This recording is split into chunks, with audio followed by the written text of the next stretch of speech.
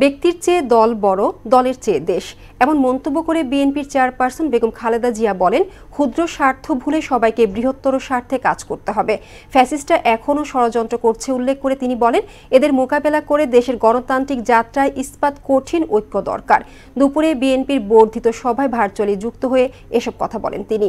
সভাপতির বক্তব্যে বিএনপির ভারপ্রাপ্ত চেয়ারম্যান তারেক রহমান বলেন, সংস্কার এবং স্থানীয় নির্বাচনের কথা বলে জনগণের সামনে ধূম্রজালের সৃষ্টি করা হচ্ছে।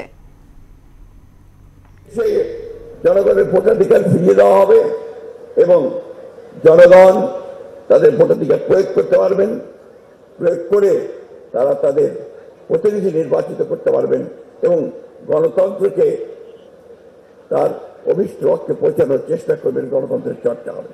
সরকার যেখানে বাজার পরিস্থিতি কিংবা আইন শৃঙ্খলা পরিস্থিতি নিয়ন্ত্রণে কাঙ্ক্ষিত সাফল্য অর্জন করতে পারছে না, সেখানে জাতীয় নির্বাচনের আগে স্থানীয় নির্বাচন অনুষ্ঠানের নামে কেন দেশের পরিস্থিতি আরো ঘোলাটে করতে চাইছে, এটি জনগণের কাছে বোধগম্য নয়।